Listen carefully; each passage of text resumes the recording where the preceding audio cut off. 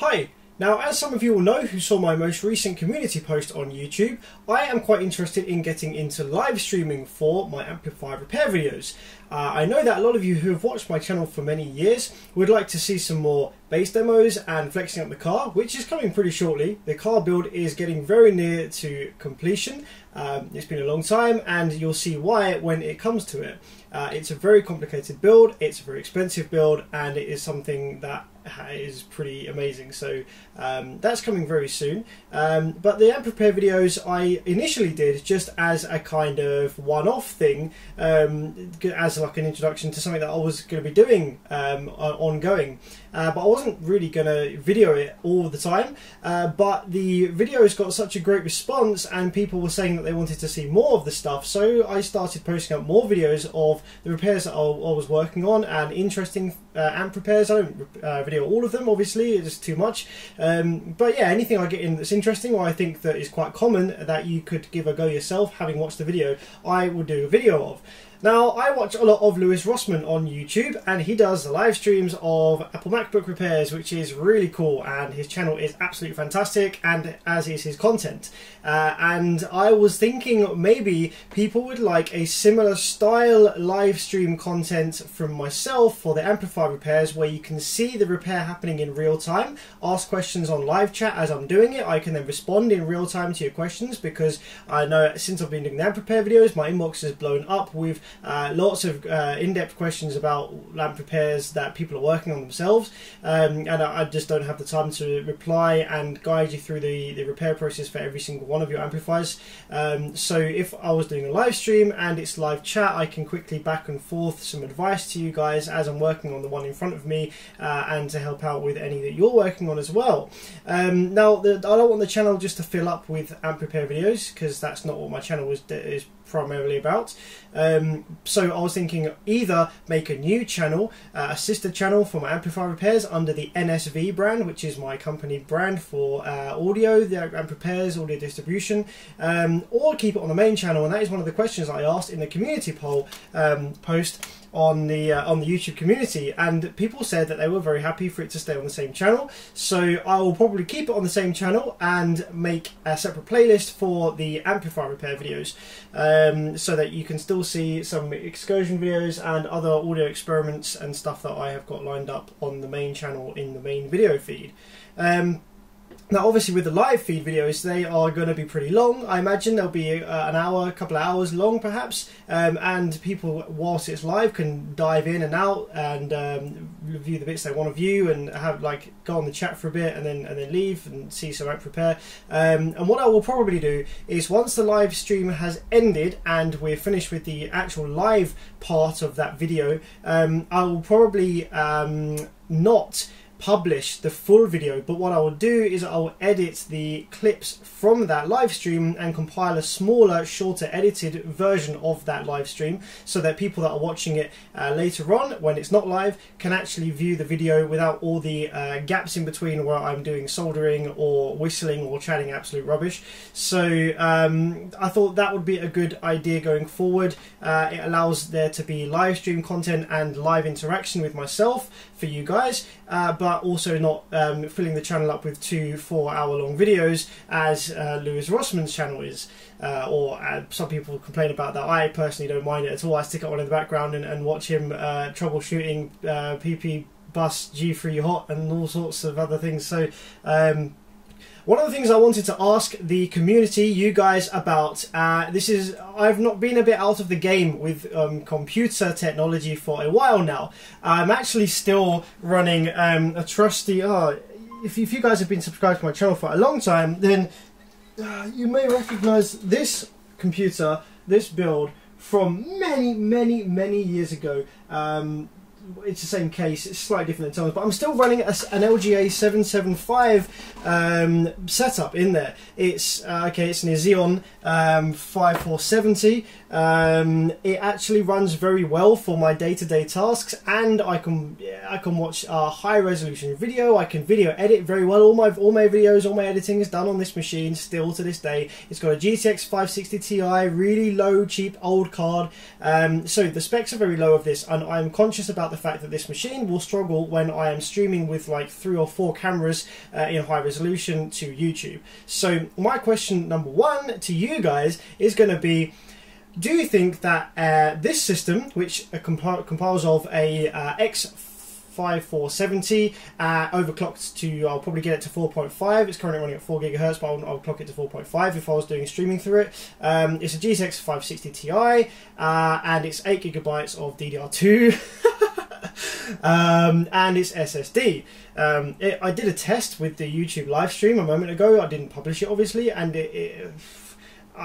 to be fair, there's lots of teething issues with this this live stream bullshit. I need to understand how it's working and how to best optimize it. I mean, the computer kind of could handle the video. I only seemed to get 240p upload though. I need to look into what the hell's going on with that. So, but yeah, do I need a better machine, and what level of machine do I need if I'm going to be live streaming? Do I need a powerful processor and not so much a powerful graphics card, or do I need a powerful graphics card and I can get a cheaper processor? Do I need cores and threads, or do I need better single core performance? So should I be going Threadripper, or should I be going AMD, or should I be going Intel? And graphics cards the same, should I be going NVIDIA or AMD? And also what I noticed was camera wise, I've got a DSLR, which is a Canon 60D, which I do all my videoing with, but that is a DSLR and it's not ideal for streaming. Firstly, it doesn't really connect to the computer or OBS software particularly well. You have to do all sorts of plug-in workarounds and it's a bit of a headache, and I can't seem to get it to work either, so that's annoying. And the only other cameras that I've really got is like the likes of this kind of old handheld camcorder, JVC, and old webcams. So obviously for the videos it's fine because I can mount these all over the place, and the quality is still okay for video because I can then edit it in high resolution.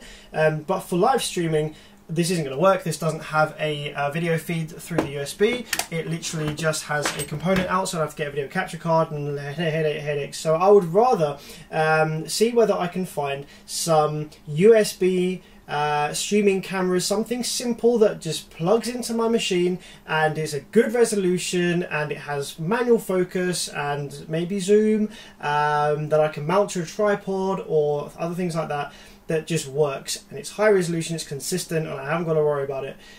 So if any of you guys have got any suggestions to cameras that are designed for streaming, or high quality webcam style cameras that are just USB 2.0 or 3.0 that I can just plug in and it works, please let me know. That would be wicked.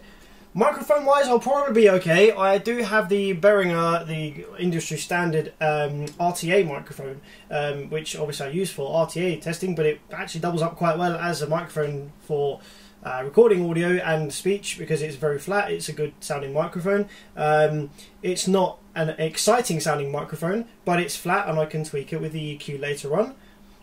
So yeah, in regards to live streaming, any advice that you guys can give me and teach me a little bit about what I need to set up to live stream effectively. I mean, I've done hours of Googling and, you know, I've got all sorts of different mixed answers and results and things to consider. So, but I like the opinions of the community and my subscribers and real people that I can say, yeah, you know, they can look at my scenario, my situation and say, this is the best for you. So that would be fantastic if anyone's got any advice for live streaming equipment, computer specification, cameras, any extra capture cards that I might need, or anything like that. Let me know, because I would quite like to get the ball rolling with this.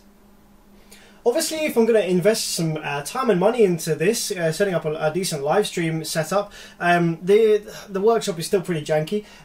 Yeah, I've changed where the workbench was over from the different over from the side over here to the back, which is better, but I literally just moved the bench over and quickly set things back up so I could start working again. I've not done what I want to do with the workshop. Ideally I need like probably like a 2 or 3 week break from work in here so that I can rip it all out and build a custom workbench with like specific slots and shelving and stuff like that for the scope, and I can have things like I have hooks on the walls, I can have bits up here for all my tools and soldering iron thing in the right place, and maybe some nice speakers either side with a sub rather than these PA speakers that get in the way. Yeah, I would like to take some considerable time off the workshop so I can make it perfect, make it beautiful, get a proper top anti-static pads, all the proper stuff, so it looks legit and it looks clinical, and everything's easy within reach. Because at the moment, because I know this is a kind of temporary shove it in there, get some work done setup, I don't take great care of it, so it's messy as hell. That works for me. I can work with that, but I would like it to be very neat. I would like it I'd like to have a place for everything. At the moment, I don't feel like I have a place for everything. As you can see, things are just kind of in a location where they're easy to access, but it just looks a mess. So there's a lot that I want to do with this room and the workshop, and if I'm going to invest, like I said, into things for live streaming, then that would make sense to have a pretty looking setup to be able to do that in. So yeah, I'd love to know your opinions and advice, or what you'd like to see most from the channel going forward. Obviously, I like doing amp repair videos. I like giving the information and helping you guys. I think there's a bit of a gap in the market and a gap on YouTube, and a gap of information about car audio amplifier repair out there. So I want to be able to fill that gap and get more people into repairing their own stuff, because I hate the throwaway society. So I feel like if we can get more people into repairing their own things, then it saves them money, it builds knowledge, it builds community. It's a really good thing. The whole repair it yourself, do it yourself, fix it, don't throw it away and buy a new one. Yeah, you know, everything's repairable. You just have to have knowledge, time, and equipment to do it. Pretty much everything's repairable. So I'd like to keep that a part of my channel, or a part of a separate channel if people would rather it was somewhere else that was not on the Beverage channel. And probably in a week or so, I'm going to upload a sneak peek video just to show you what the door cards look like now in the car. They are pretty much almost all vinyled, so I love beautiful black vinyl with the T-line obviously in the door, and the A-pillars are finished, and it's all been wired up. I've listened to it with a temporary amplifier. Oh, I can show you the amplifier I'm going to be using actually. Yeah, so this is a Genesis. It's a special edition. They didn't do many of these. It was released in 1999. This one was built, I think. And what it consists of, it is 4 amplifier boards in one case, hence the size. So you've got 2 Class A 2-channel amplifiers. So that makes up 4 channels. And you've got 2 dual mono Class AB amplifiers, and that makes up the other 4. So obviously the Class A amplifiers will be on my dome tweeters and my 3-inch vocal mids on the A-pillars, and the dual monos will be in bridge mode. One dual mono will run one 6.5 inch on one door, and the other dual mono will run the other 6.5 on the other door. So it's perfect, it works, and all the impedance, everything matches up beautifully with the amplifier's ratings, and it will have a beautifully clean sound. These amplifiers sound so sweet. I've got a couple of upgrades I want to make to it, because some new IC parts have come out since 1999 that are slightly cleaner. So I'm going to do a little bit of modifications to it, and then we will wire it up on display, so it's a nice beautiful amplifier to put on display. Give it a nice polish as well. Going to clean it up proper nice, and that will be beautiful on my SQ front end. So yeah, watch out for that, and then a couple of weeks time I'll actually be able to give you a demo of the front end of the system in my car, not on the Genesis. I had it testing on an Alpine V12 amplifier, one of the old school ones. Now these don't get enough credit, and they generally, you see them for sale pretty cheap. People don't know that they're actually that great, or maybe there's too many of them on the market. But the really old Alpine V12 amplifiers, the one I've got is quite a rare one. It's a 4-channel, and it has a beautiful, beautiful sound. I just happened to have that in the workshop, and so I used that to test out the front end in the car, and it sounds so beautiful on the Alpine, so I can't even imagine what it's going to be like on the Genesis. And on the T-line 6.5s, I was using an LW audio, which is equivalent to Amplifier audio you guys have over there, a big Class AB 4-channel that was in bridge mode. on the, so that was loads of power to the 6.5s, and the difference that you get running true mid bass or like low mid enclosures up front in the car, the immediacy and the accuracy and warmth of the sound is just unparalleled. I've never heard anything like that in a car before, and I've sat in countless hundreds of systems with all different sorts of front end setups, SQ setups, SPL loud setups, all sorts of things, and nothing quite sounds like the warmth and hi-fi clarity that I got when I listened to my T-lines in my car. I don't know how I'm going to capture that on video, use some nice microphone setups and try and explain what it sounds like to you, but it should be pretty cool for you guys to see anyway, and I think the video you'll be able to get an idea of how crazy it sounds. So a bit of a random video, but yeah, let me know any advice you've got for me going forward with the live stream options, new hardware, and how you'd like them structured on the channel. Thank you very much.